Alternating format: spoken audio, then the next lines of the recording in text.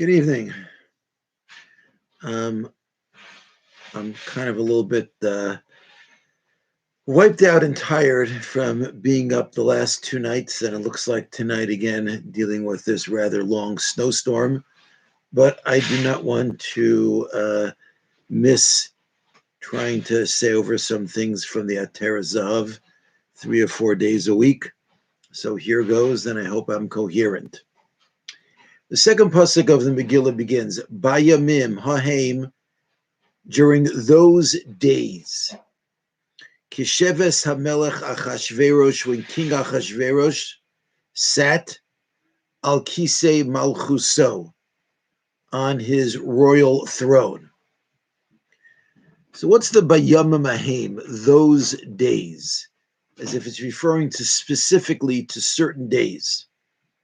So the Gemara tells us in Maseches Megillah, and it's too long to go into it in all the detail that the Gemara does, that Belshazzar, the last king of Babylonia, knew that there was a tradition from the Nevi'im that there are actually two traditions. One, that the kingdom of Bavel would last for 70 years, and secondly, that the exile of the Jews would last for 70 years. And keep in mind also that back in those days, they didn't have such set, firm calendrical systems as we have nowadays. They certainly weren't published. And the fact of the matter is, each time a new king would take over, they would start counting from year one. And therefore, Belshazzar tried to figure out when would the 70 years of Jewish exile be up. And he figured that if the 70 years of Jewish exile were up and Klal Yisrael had not returned back to Eretz Yisrael to rebuild the Beis HaMikdash, then by the same token, the prophecy of 70 years of the Babylonian kingdom and then the Babylonian kingdom being destroyed was also not true. So Belshazzar went ahead and made his reckoning and decided that the 70 years of Jewish exile were up. And he made a party. That's the famous party where the hand started writing on the wall and wrote Minei Minei Tekelu Parsin.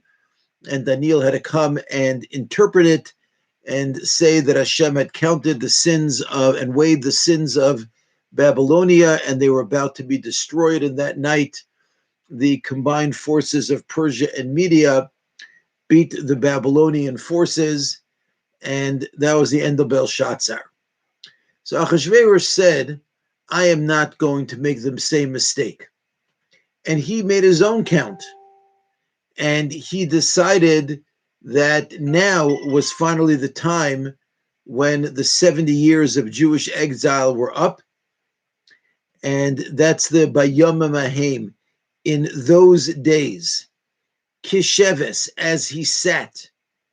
Because until then, he didn't feel comfortable sitting on the throne, because he always felt that it might be snatched away from him as part of the rebuilding of the Jewish nation. But now that in his mind, the reckoning of the 70 years was up, he was finally able to sit on the throne of Malchuso, of his kingdom.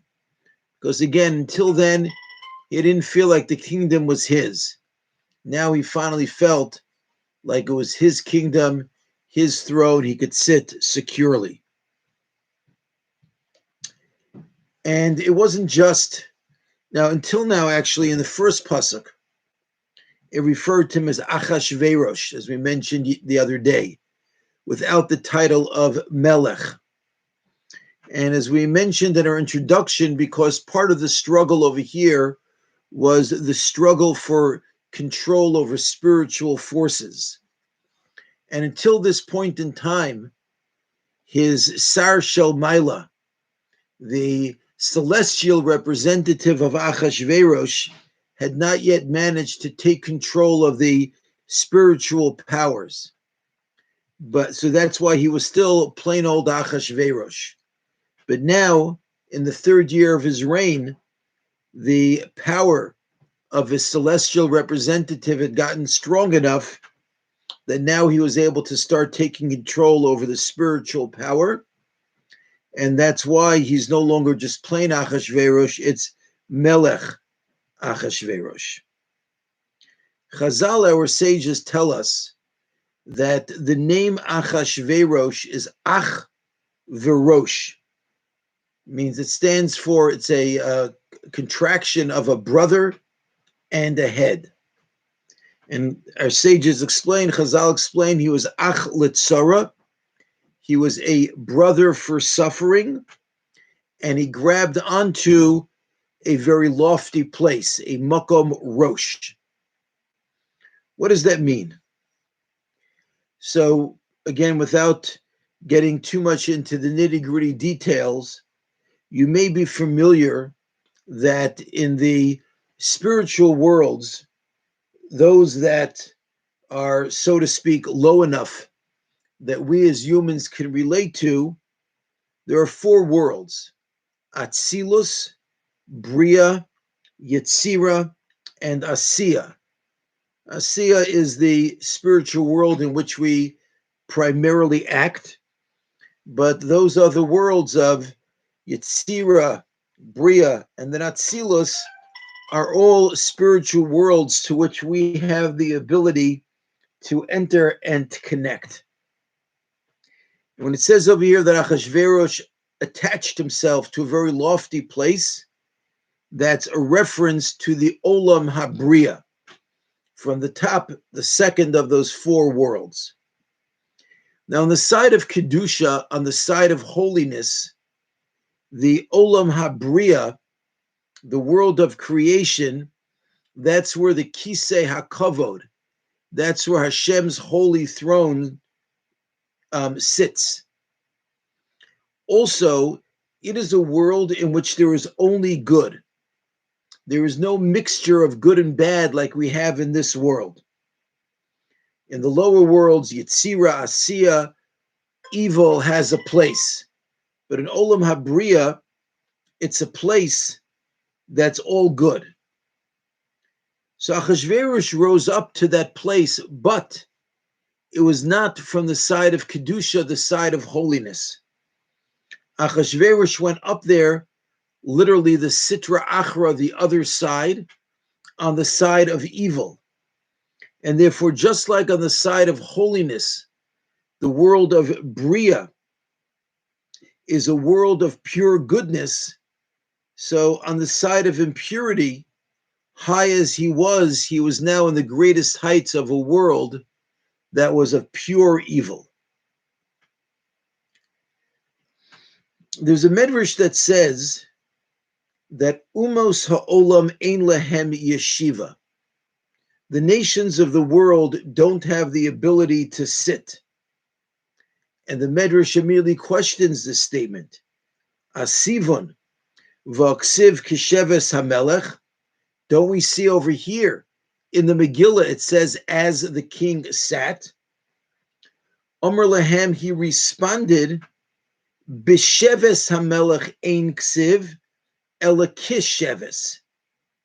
That if the pasuk meant to say, as the king sat, grammatically it should have said, B'sheves, as he sat. However, instead it says kisheves, which can be understood that it's like when he sat. It was a yeshiva she'ena yeshiva. It was sitting, but it wasn't quite sitting.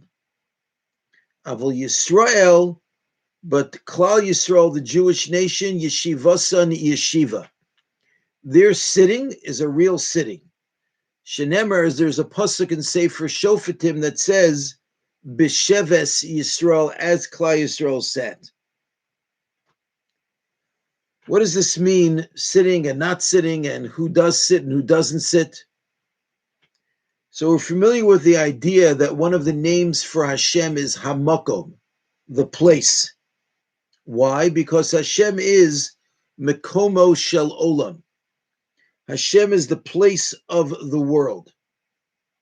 So Klal Yisrael, who are Chelek Hashem Amo, that we're, so to speak, a chip off the old block, We're like a part of Hashem. So we have a place in Hashem's place. That's why our sitting is a real sitting, because it's in a place to which we have a genuine connection. But those who lack that connection, they have no place. Because even if they're here in the world, there's a lack of any sense of permanence, because this is not really their place. Chazal tell us that Achashverosh tried to sit on the throne of Shlomo HaMelech, but he was unsuccessful. And again, as we said beforehand, because the Olam Habriya, that's the world of the throne. Not only is that the world of Hashem's throne, but that is the throne world in general. And therefore, again, on the side of holiness that's represented by Shlomo's throne, and the side of impurity that's represented by Achashverosh's throne. And even though he was on the side of evil, what he succeeded in doing was usurping all of the Kedusha, all of the holiness that's in that world, which should have been filtered through holiness, was now usurped, and now all of that spiritual power was being filtered through the evil side of Achashverosh. As we mentioned yesterday, the Megillah begins by Vayihi Bimei. It was in the days, and our sages teach us that that is a term indicating suffering. Why? Because as this pasuk begins by Yom Mahem, in those days, that these were days of exile and churban. Now let me pause for a minute as I introduce the next piece. There's a lot of metaphors that we find in the Megillah, which sometimes are going to be interpreted as referring to one thing, and sometimes interpreted as being referring to something else. So until now, we've been working with the interpretation that references to Amelech Achashverosh are literally to Achashverosh, either the Achashverosh down here in this world, or the spiritual component of Achashverosh on the side of Tumah. But our sages tell us that Hamelech Achashverosh can also be a metaphor for Hashem, and that whatever it says Hamelech, it's actually a reference to Hashem and not to Achashverosh. So therefore, he explains those days, the days of exile and destruction, Kisheves, because Hashem himself was not really sitting on his throne, because of the fact that Klal Yisrael is exiled, and we're taught that when Klal Yisrael is exiled, the Shechina is exiled together with Klal Yisrael. So wherever the Shechina was, Kaviyachol, so to speak, it wasn't really in its place. So that's why Hashem was not really sitting. Hashem was not, so to speak, settled wherever he was. And Hashem wanted to sit, because as we mentioned, this was now in the time that the Beis Hamikdash should be rebuilt. So he wanted to sit, but he couldn't quite sit.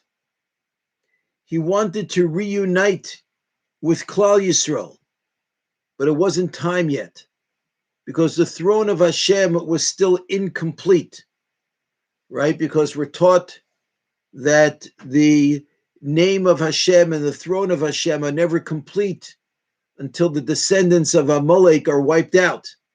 That's going to happen later on in the story, but at this point that hadn't happened yet. And that's also why the word Malchuso is lacking a vav that should be there, because it was in Shushan Habira, the Shechina was in exile, and both the throne and the monarchy were lacking to some extent. In Kabbalistic terms, we find the terms Ze'er v'Nukve. For our purposes, we can understand that as Hashem Yud Ke Vav Ke is called the Ze'er, and Nukve is Klal Yisrael. And when we connect to the Shechina together, then the higher spiritual worlds pour out a bracha.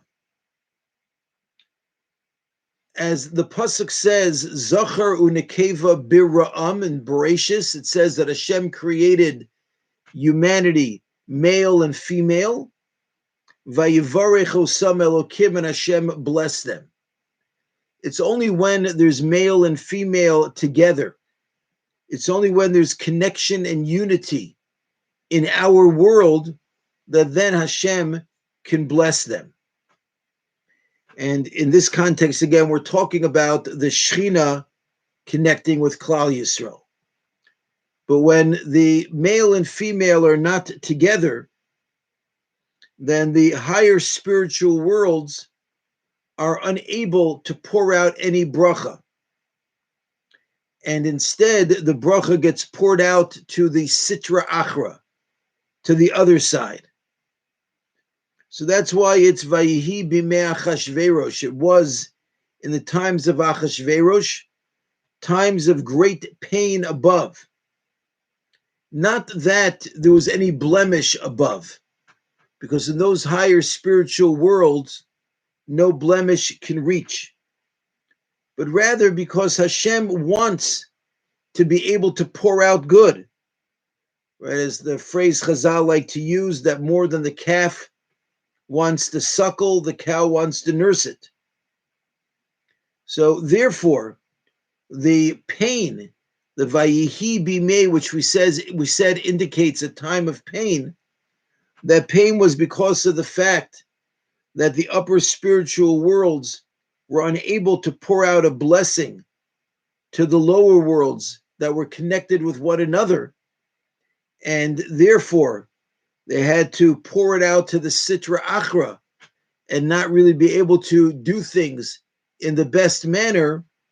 That was the Vayihi bimei, the pain that is being expressed. Thank you very much for listening. Emir Hashem will continue on Wednesday.